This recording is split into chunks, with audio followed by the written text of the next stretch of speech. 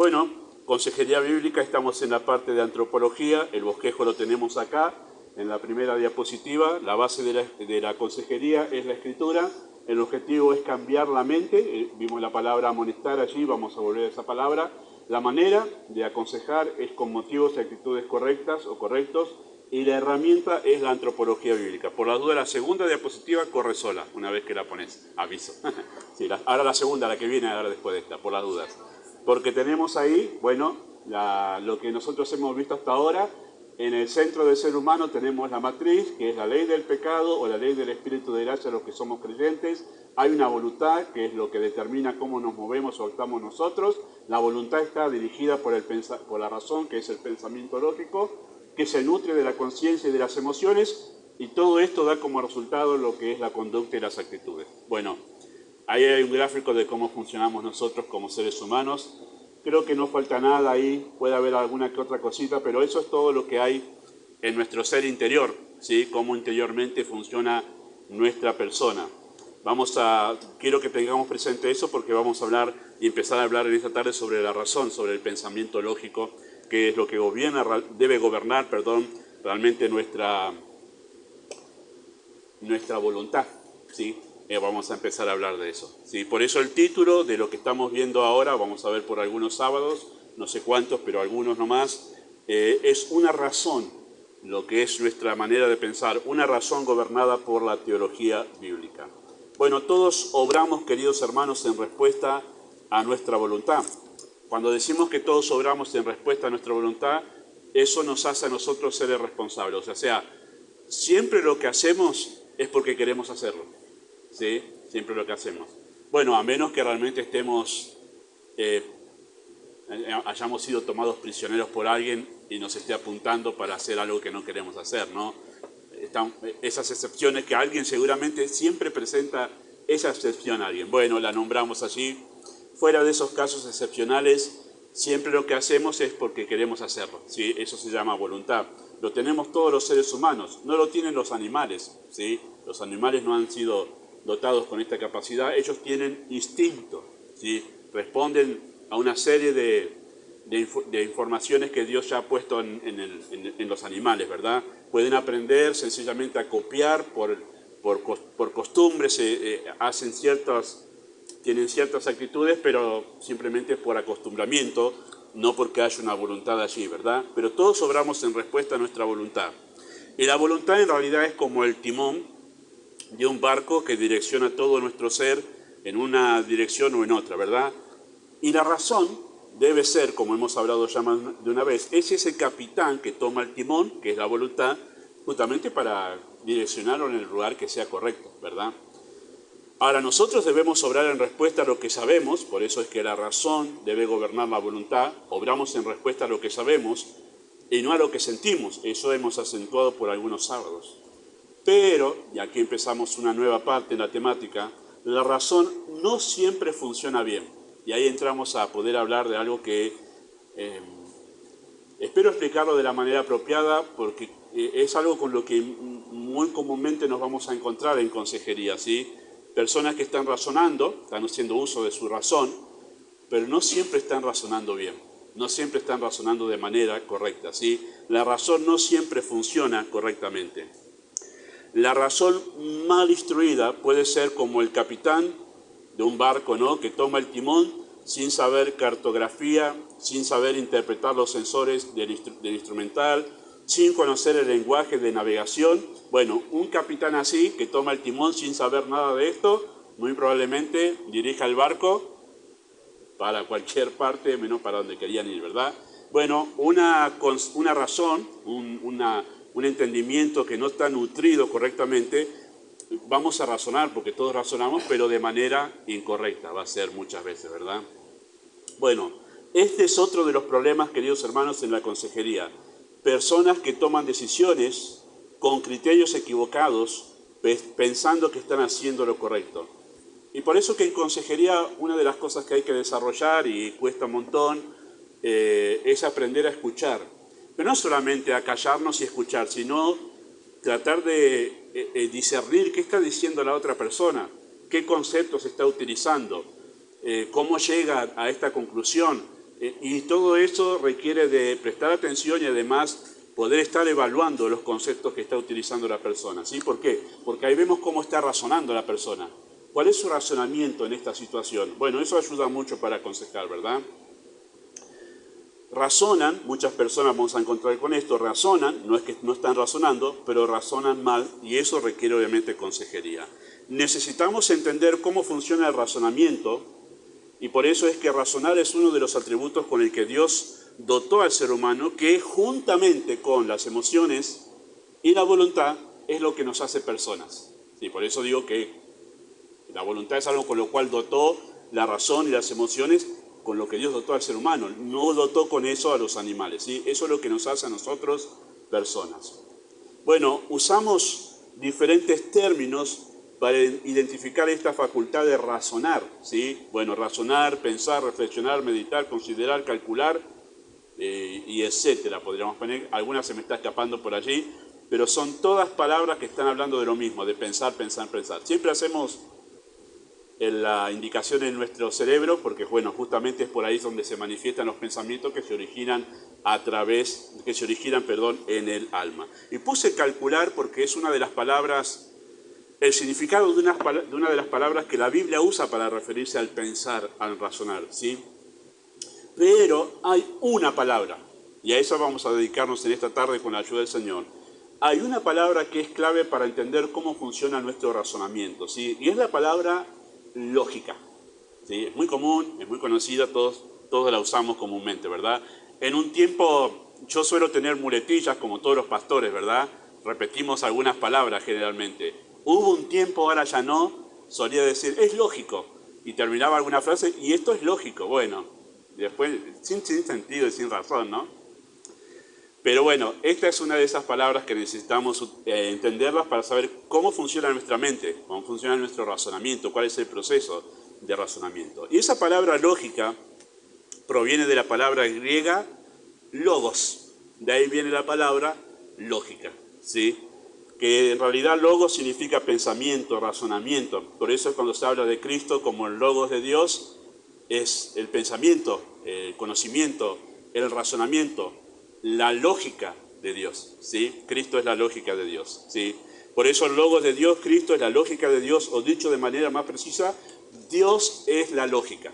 Y eso debería empezar a derribar algunos argumentos, no de estas iglesias que nosotros conocemos, nuestras iglesias sanas, sino que hay otras iglesias donde dice que la fe y la razón son dos cosas opuestas. Bueno, todo lo contrario, Dios es la lógica. De Dios nace lo que es el pensamiento lógico, ¿verdad? Bueno, Dios es la lógica. El término, ese término lógico, ¿sí? Luego se utiliza en Romanos 12:1. Así que, hermanos, os ruego por las misericordias de Dios que presentéis vuestro cuerpo en sacrificio vivo, santo, agradable a Dios, que es vuestro culto racional. La palabra en el original en griego es vuestro culto lógico.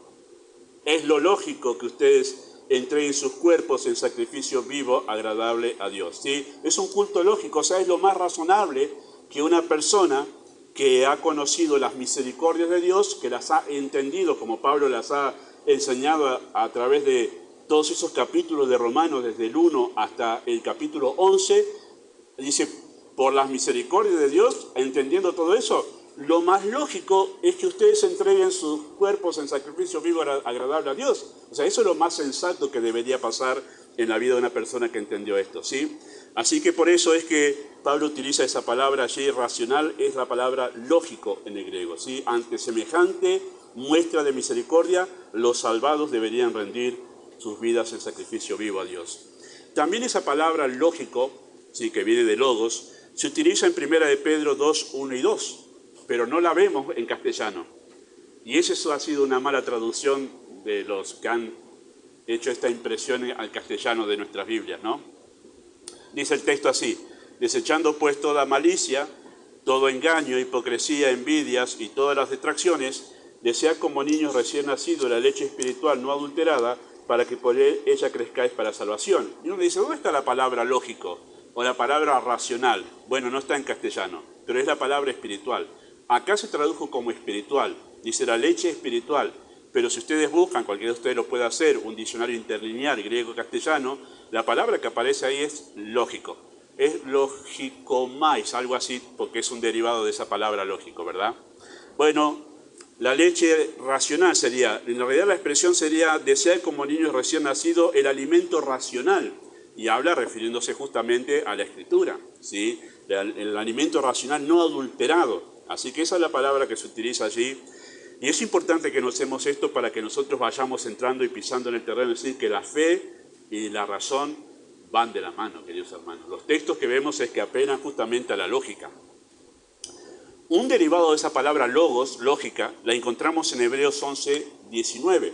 Y el texto dice así: por la fe Abraham, cuando fue probado, ofreció a Isaac, y el que había recibido las promesas ofrecía a su unigénito, habiéndosele dicho: en Isaac te será llamada descendencia. Y escuchen esto, versículo 19, pensando que Dios es poderoso para levantar aún de entre los muertos, de donde en sentido figurado también le volvió a levantar. Esa palabra pensando, que se tradujo pensando aquí, en el original es la palabra lógico. Es un derivado, está compuesta, pero tiene que ver con el hecho de usar la lógica, de pensar lógicamente.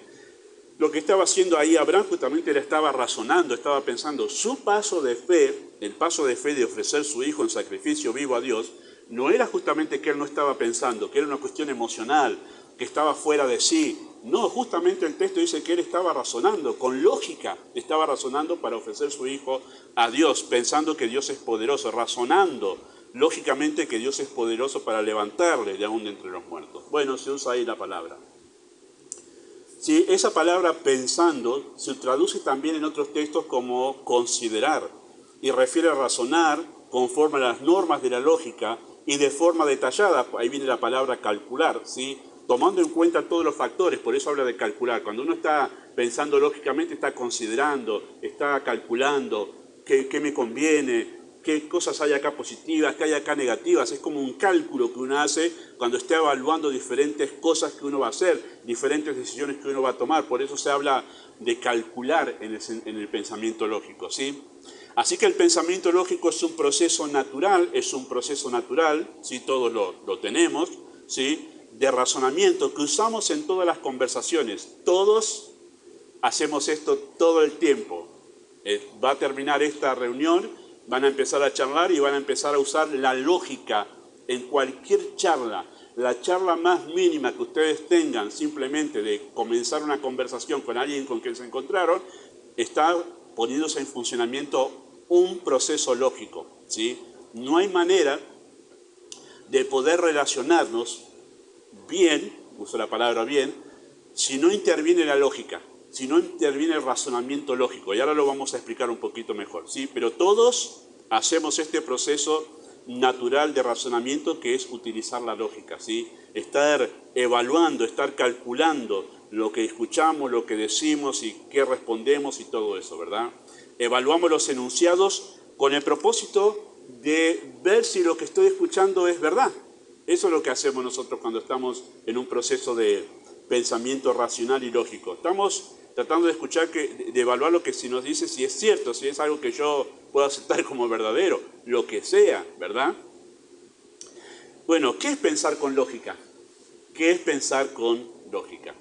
Bueno, si bien esto es mucho más extenso de lo que yo voy a decir, esta materia se da cuando, y se va más profundo, cuando se estudia lo que es la apologética. La apologética es la defensa de la fe, cómo uno defiende la fe, ¿verdad? Ante objeciones y preguntas que el mundo suele hacer. Bueno, ahí se entra a estudiar más profundamente lo que es el pensamiento lógico, cómo nosotros razonamos. Bueno, yo no voy a ahondar mucho, porque soy sincero, es muy aburrido. Y a menos que te interese mucho eso, te va a resultar muy aburrido. Así que voy a decir dos cosas importantes sobre esto. A mí me gusta, pero sé que a todos no. Pero voy a decir dos cosas importantes para que tengamos en cuenta y nos ayude en la consejería, ¿sí?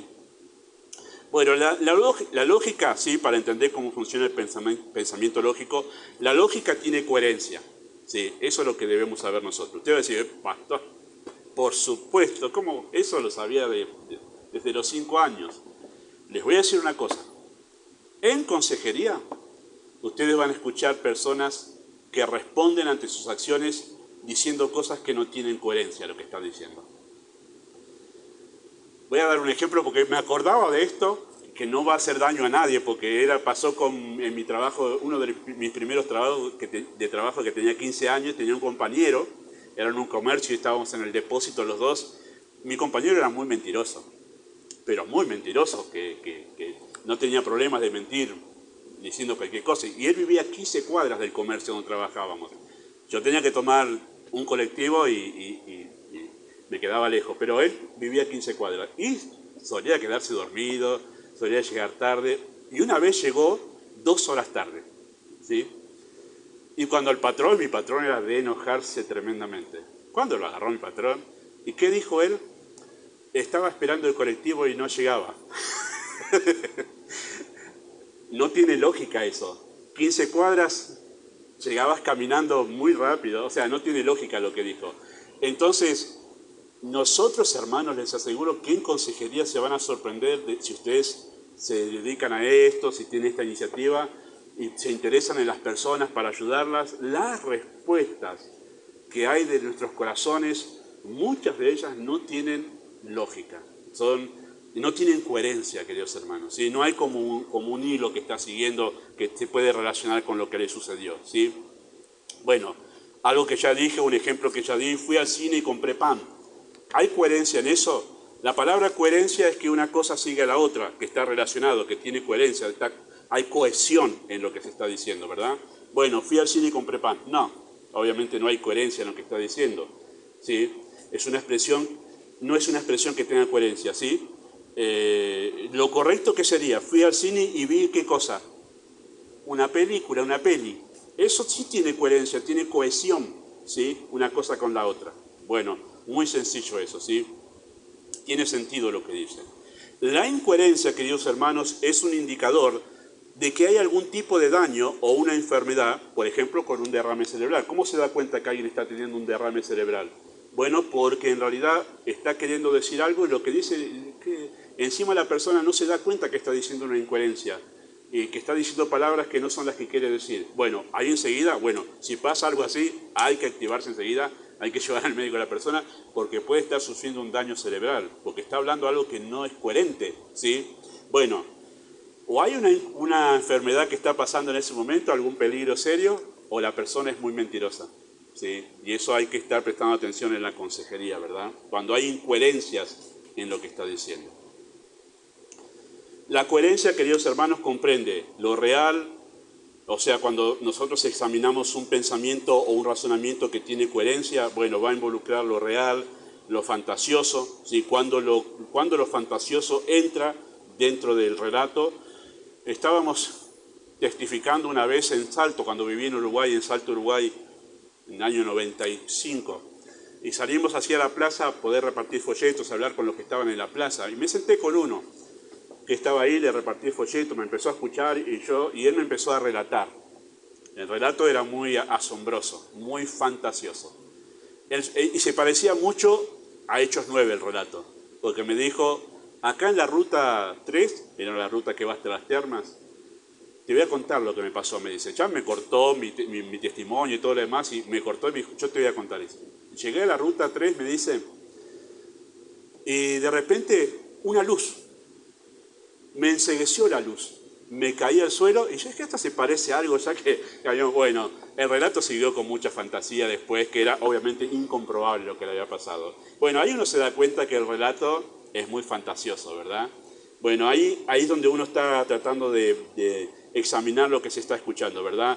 El pensamiento coherente comprende lo real, lo fantasioso, lo abstracto, lo concreto, la deducción. Bueno, todas estas variantes hay que tener en cuenta para evaluar lo que estamos escuchando de las otras personas para saber si hay coherencia en lo que está diciendo, ¿verdad? Bueno, si charlamos con alguien que expresa experiencias que rondan lo fantasioso, concluimos que estamos ante un problema serio o una persona que está mintiendo usando excusas. Bueno, tiene que tener coherencia el pensamiento lógico y también tiene que tener, no se contradice. La lógica no se contradice, ¿sí? Puede haber paradojas en la conversación o en un enunciado o en una argumentación o lo que uno dice, pero no hay contradicciones. La paradoja es una aparente contradicción, no es una contradicción, pero lo que no puede haber es contradicciones en en la lógica. Si hay contradicciones, no es lógico lo que está diciendo. Por ejemplo, llega su hijo a casa y le dice, vi un hombre alto bajito. ¿Puede ser eso, que sea alto y bajito a la vez? No, es una contradicción eso. Entonces eso no es lógico. Eso hay un problema en su razonamiento. O es alto o es bajito. No puede ser las dos cosas a la vez. Si alguno estudió filosofía en la secundaria y el maestro era dedicado a eso, usted va a haber visto esos pensamientos, ¿no? A, B, A no se puede dar, y bueno, todo eso es pensamiento lógico que se da. Bueno, no puede haber contradicción, ¿sí? No puede ser ambas cosas a la vez. Y ustedes dicen, esto, pastor, tiene que ver con la fe. No lo vamos a hacer hoy, pero la semana que viene vamos a ir a 1 de Juan. 1 de Juan funciona todo el diálogo de Juan desde la lógica. Dios es luz, dice primero. Dios es luz y no hay tinieblas en él, ¿verdad? Si alguien dice que tiene comunión con Dios, ¿qué tendría que pasar? Debería estar en la luz. B. Entonces, si no estás en la luz, ¿qué quiere decir? Es lógico eso, es el razonamiento. Toda la carta de 1 de Juan es razonamiento lógico. Si pasa esto, esto tendría que pasar. Y si no pasa esto, entonces no sos esto. Y es así como, abandonando la lógica, muchas personas hoy creen que son salvas porque lo sienten así. Pero en el razonamiento lógico no pega. O sea, no se ajusta a ninguna lógica la profesión de fe que muchas personas hacen hoy en día de que no, soy salvo. ¿Por qué soy salvo? Lo siento así, me siento salvo. Vamos a examinar los factores que identifican a una persona salvada. ¿Ah, sí? Sí, vamos a examinar los factores. 1 de Juan, los factores. No se dan. ¿Qué concluimos? ¿Cuál es la conclusión? No sos salvo. O, sí sos salvo, mira vos, los factores concuerdan con tu... Es lógica lo que utiliza Juan ahí, para poder hacernos entender, queridos hermanos, que la fe y el razonamiento lógico van de la mano, ¿sí? Muy bien, bueno, eso no lo vamos a hacer hoy, lo vamos a hacer la semana que viene con la ayuda del Señor. Bueno, la fe anula la lógica. Yo ya hice, ¿cómo se dice cuando uno se anticipa al final? Spoiler, algo así. Bueno, eso, pues ya está. La fe anula la lógica. ¿Para qué está esa pregunta ahí? Bueno, la verdad de Dios, queridos hermanos, fue revelada en un sistema de palabras con significado lógico. O sea, nuestra fe se basa en este libro, que fue escrito con palabras y que son entendidas con un significado lógico porque están acomodadas, ordenadas de tal manera esas palabras que tienen un significado lógico, ¿sí? Entonces, hablar de que este libro es el fundamento de nuestra fe y decir que nuestra fe no está apoyada por la lógica, ya entonces tendríamos que cerrar la Biblia y empezar a manejar nuestra fe por lo que sentimos. Ya del hecho de partir de la revelación de Dios, debemos decir nosotros que justamente la fe y la lógica van de la mano. Partiendo de esta verdad, afirmamos eso. Podemos decir también que la fe es lógica. La fe es lógica, ¿sí? Es más, vamos a decir una cosa, la fe no puede ser, o sea, la fe que no es lógica no es fe, porque tiene que ser lógica, porque la fe se apoya ¿en qué? Se apoya en la palabra. Entonces la fe tiene que tener un razonamiento lógico.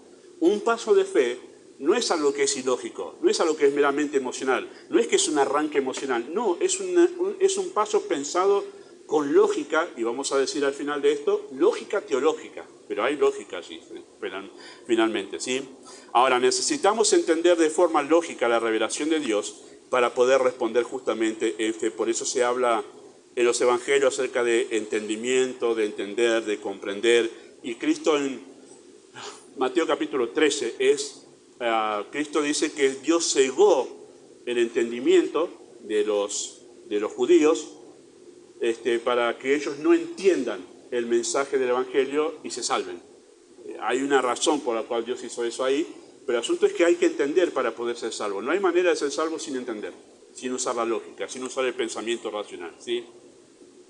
Vamos a decir esto también, que la Biblia condena una profesión de fe irracional.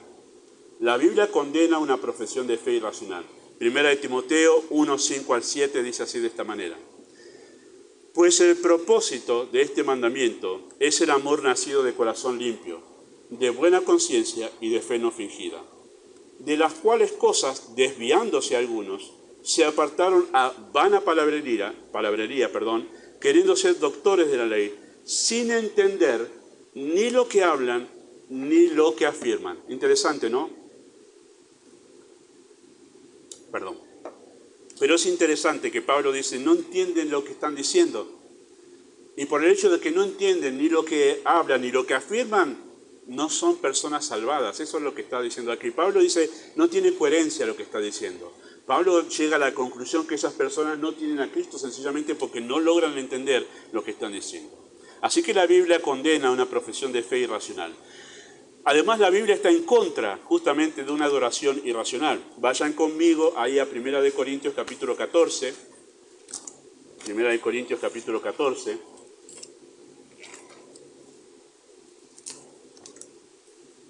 Un pasaje conocido. Verso 6 en adelante. Dice así 1 Corintios 14, 6 en adelante. Dice así de esta manera. Ahora pues, hermanos, si voy a vosotros hablando en lengua, ¿qué os aprovechará si no hablare con revelación o con ciencia, o con profecía o con doctrina? Ciertamente las cosas inanimadas producen sonidos, como la flauta o la cítara. Si no dieren distinción de voces, ¿cómo se sabrá lo que se toca con la flauta o con la cítara? Si la trompeta diere sonido incierto, ¿quién se preparará para la batalla? Así también vosotros, si por la lengua no diereis palabras bien comprensibles, ¿cómo se entenderá lo que decís? Porque hablaréis al aire. Tantas clases de idiomas hay seguramente en el mundo y ninguno de ellos carece de significado. Pero si yo ignoro el valor de las palabras, seré como extranjero para el que habla, y el que habla será como extranjero para mí. Así también vosotros, pues que anheláis los dones espirituales, procurad abundar en ellos para edificación de la iglesia, por lo cual el que habla en lengua extraña pida en oración poder interpretarla, porque si yo oro en lengua desconocida, mi espíritu ora, pero mi entendimiento queda sin fruto. Que pues oraré con el espíritu, pero oraré también con el entendimiento, cantaré con el espíritu, pero cantaré también con el entendimiento. Bueno, interesante la conclusión de Pablo. El entendimiento tiene que estar funcionando bien para que haya una adoración que agrada a Dios, ¿sí? Hay una condena ahí de una adoración que es irracional. Bueno, hace falta sencillamente meterse en YouTube para ver que hay un montón de lugares donde se hacen cosas irracionales en la adoración, ¿no? Cosas que parece la gente está fuera de sí. Bueno, este pasaje contradice obviamente y condena todo eso, ¿verdad? Pablo habla acerca de una adoración con entendimiento y habla de que se deben emitir palabras que yo pueda entender, palabras además que tienen significado, todo eso está involucrado aquí en la adoración. Así que la Biblia justamente apunta a la lógica como parte importante de la adoración y de nuestra vida espiritual. Además, la Biblia nos insta a santificar nuestro entendimiento, a razonar, a considerar, a pensar, a saber, a amar la sabiduría, a leer, a examinar lo que escuchamos, a aprender, etc. Todas apelaciones a la razón y el entendimiento. Y nosotros debemos razonar con lógica teológica. Y ahí llegamos al punto que hoy vamos a dejarlo ahí, hacemos un acento, pero quiero pasar de aquí en más a ver cómo la Biblia nos enseña a razonar con lógica, ¿sí? Pero debemos razonar con lógica teológica. ¿Cómo es el razonamiento de lógica teológica? ¿Sí? Bueno, ese razonamiento o el razonamiento teológico es el que tiene en cuenta el factor Dios en la evaluación, en la consideración de una situación, de una circunstancia, de una decisión. Tiene en cuenta el factor Dios, ¿sí? Cuando nosotros vamos a decidir algo con lógica, nosotros utilizamos distintos factores. Cristo hace una alusión a esto cuando él está hablando acerca de aquella persona que fue a la guerra con tantos soldados a enfrentarse con otro que tenía no sé cuántos, eran mucho más. ¿Y qué hace? Bueno, se sienta a calcular si con tantos le va a poder ganar al otro. ¿Qué está haciendo? Usando lógica, considerando los factores intervinientes en eso. Y también habla en el mismo pasaje acerca de aquella persona que se puso a edificar. ¿Y qué hace? Dice antes de edificar. Se pone a calcular. ¿Me va a dar para terminar? Dice, no sea que sea como aquella persona que no piensa, que empieza a edificar y después dice, me faltó. Llegaste a la mitad de la pared y no tengo más. ¿Qué pasó? No razonó con lógica. Si tenés que sacar cuenta, tenés que razonar lógicamente. Si no te alcanza, precisás 10 millones para edificar una casa y tenés 3, ¿cuál es la lógica? No vas a llegar. Y alguien podría decir, ¿no? Un fanático de la fe, no, pero yo tengo fe. Dios mío, la lógica te dice que no. La lógica te instruye la fe ahí. Te va a decir, no, tenés fe para que Dios te dé más trabajo para poder llegar a los 10 millones. Eso sí sería una lógica teológica ahí, ¿verdad? Bueno, la lógica teológica tiene en cuenta distintos factores, pero hay un factor que nunca falta allí para razonar teológicamente, que es Dios. Considerar a Dios en la situación. Voy a dar un ejemplo nomás de alguien que nos enseña a razonar teológicamente, con lógica teológica en una situación. Es un pasaje conocido, creo que se lo anoté ahí, Génesis 30 y... sí, ahí está. Muy bien, dice así: aconteció después de esto que la mujer de su amo puso sus ojos en José y dijo, duerme conmigo. Y él no quiso y dijo a la mujer de su amo. Y aquí empieza el razonamiento lógico de José, la respuesta que le dio a la mujer. Y noten que él razonó aquí, no emocionalmente, sino con lógica. Él razonó aquí con lógica. ¿Qué le dijo? Primero, he aquí que mi señor no se preocupa conmigo de lo que hay en casa, y ha puesto en mi mano todo lo que tiene. No hay otro mayor que yo en casa, y ninguna cosa me ha reservado sino a ti, por cuando tú eres su mujer. Bueno, la lógica dice esto: si yo accedo a lo que vos me decís, acá se arma. Esto está mal por todos los lados que lo miramos. Se arma porque él ha confiado en mí. Si yo accedo a esto, se va a saber. Y además, va a perder la confianza. Me va a matar este. Bueno, toda la lógica que se debe tener en ese pensamiento. Pero no faltó algo más allí en ese razonamiento. Dice al final del verso 9, dice, ¿cómo pues haría yo este grande mal y pecaría contra Dios? No solo pecaría contra mi patrón, sino también pecaría contra Dios. Aquí hay un factor más que José tuvo en cuenta en esta situación. Es, no me olvido del factor Dios. Esto está mal contra mi patrón. Bueno, la lógica humana, ¿qué hace? Bueno, lo hacemos, pero vos y yo, esto no sale de nosotros. En la lógica humana es, mientras no lo sepa, esto puede pasar allí y listo, lo solucionamos de esa manera. Ese es el razonamiento humano. El razonamiento teológico dice, no, pero pará, por más que nosotros no le contemos a nadie lo que hicimos, esto es pecar grandemente contra Dios. Hay un factor acá que estamos teniendo en cuenta y es el factor Dios en la lógica. Y por eso él dijo, esto está mal por todos los lados que los veamos, esto no lo voy a hacer. Él razonó lógicamente, pero con teología, con una razón nutrida con la teología. Esto Dios no lo aprueba, esto no lo vamos a hacer.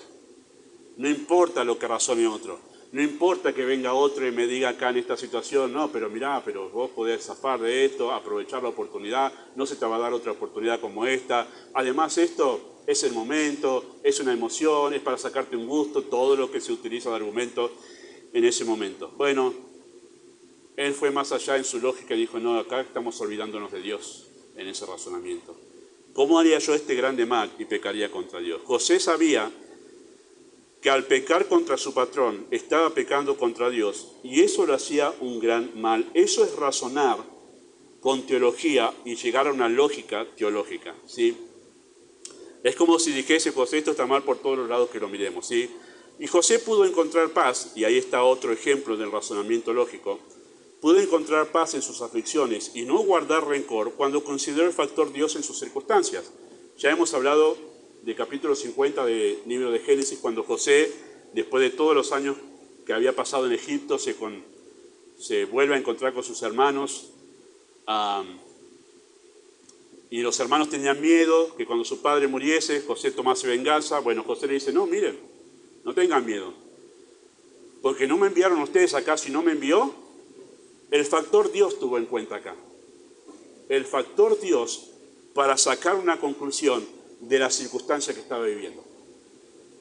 Y ese es el problema por el cual muchas veces guardamos rencor, porque nos olvidamos que Dios utilizó esa persona que me hizo daño, esa circunstancia, lo utilizó para trabajar en mí. Y dice, pará un momento, me estoy olvidando del factor Dios. La persona sí lo hizo mal, pero Dios lo permitió. Significa que acá hay algo más que Dios quiso hacer conmigo. Cuando consideró el factor Dios, wow, dijo, no se hagan problemas, yo no les guardo rencor. Ustedes hicieron mal. Pero yo considero que esto me ayudó a mí, a conocerme a mí también. Entonces, pudo tener una actitud diferente porque razonó con lógica teológica ante la situación que estaba experimentando y estaba pasando. Interesante eso, ¿verdad? Bueno, Salomón se volvió un necio cuando dejó de considerar el factor Dios en su perspectiva de la vida, libro de Eclesiastés. El sacerdote Elí no consideró el factor Dios cuando permitió que sus hijos siguieran en el sacerdocio. ¿Se acuerdan? Cuando Elí tuvo que decir, ¿qué hago con mis hijos? Los hijos grandotes de edad me refiero, ¿no? Estaban en el sacerdocio y deshonraban el nombre de Dios, robando, fornicando con mujeres en el templo y todo lo demás. Y él no hacía nada. ¿Qué es lo que tenía que haber hecho Elí? Bueno, muchachos, fuera. ¿Qué están haciendo acá en el servicio? Pero los dejó.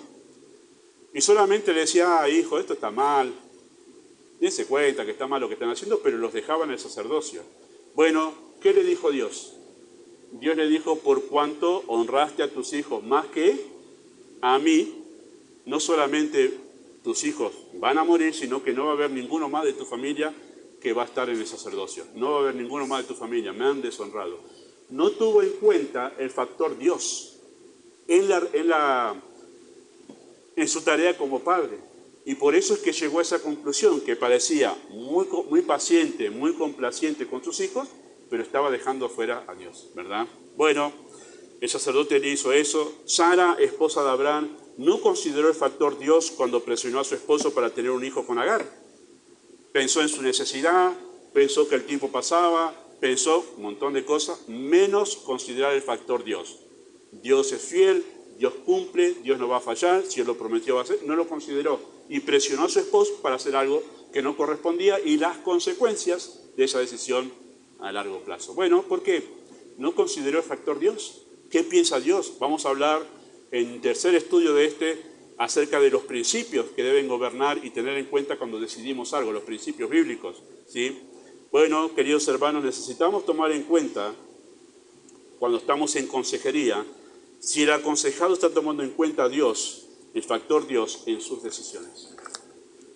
Cada vez que vamos a aconsejar a alguien y que vamos a tratar con algún problema que la persona tiene, tenemos que escuchar si está tomando en cuenta el factor Dios en las decisiones que ha tomado. Bien, esto te conviene a vos. Bien, esto te gusta. Bien, esto era tu sueño. Bien, esto era... Momento. ¿Y qué de Dios en esta situación? ¿Pensaste cómo esto afecta tu relación con Dios? ¿Pensaste si realmente esto está llevándote a violar o pasar por alto principios que honran a Dios? ¿Notás si esto va a debilitar tu vida espiritual? Bueno, es ahí tener en cuenta el factor Dios cuando se toman decisiones, ¿sí? Y eso es muy importante, porque la persona puede estar haciendo un cálculo fabuloso, humanamente hablando, pero si no está Dios, puede ser para destruir su propia vida, como aquel hombre que Cristo habló y dijo que juntó mucho en sus graneros y hasta no poder más, se dijo, listo, fantástico. En su lógica era, alma, repósate, porque tienes para vivir chocho toda la vida. Y Cristo dijo, es un necio. En su lógica, ¿quién faltó? Dios. El factor Dios en su lógica faltó. Hermanos, nosotros debemos aprender a razonar con lógica teológica. El factor Dios no debe faltar. Usted examina la Escritura de principio a fin y se va a encontrar con esto todo el tiempo. Santiago capítulo 4. Iremos, traficaremos, comerciaremos, nos irá muy bien. ¿Y qué dice Santiago? No sabéis lo que va a ser mañana. ¿Qué es lo que no están considerando? El factor Dios, que Dios puede terminar con tu vida mañana. Bueno, la lógica teológica nos ayuda a tomar decisiones acertadas, queridos hermanos, en todo momento, desde las más pequeñas hasta las más interesantes, en sentido que son determinantes para el todo de la vida. Debo mensajes para los jóvenes todavía, los estoy preparando, en algún momento lo voy a dar para los jóvenes grandes especialmente. Pero cuando deciden sobre una carrera, ¿qué van a hacer? ¿Está el factor Dios ahí involucrado? Ya le he dicho a varios, no elijas una carrera que sabes que no vas a poder estar los fines de semana en la iglesia. Y dice, no, pero es mi sueño ser cirujano, médico. Sí, pero ¿qué va a pasar con tu vida espiritual?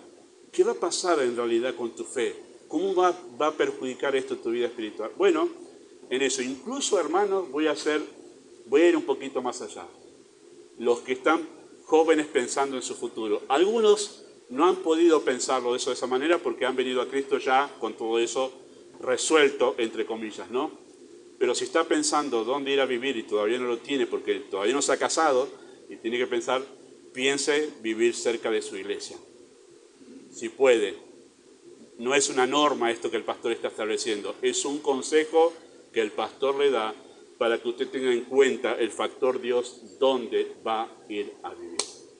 ¿Sí? En todos los asuntos no debemos olvidarnos que hay un factor.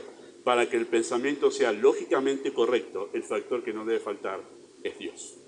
¿Qué piensa Dios sobre esto de lo que vas a hacer? Es más, ¿está involucrado Dios en esto que vas a hacer? Y créame que cuando consideras eso, el razonamiento va a ser correcto. Muy bien, hasta aquí llegamos. Vamos a seguir con esta parte la semana que viene.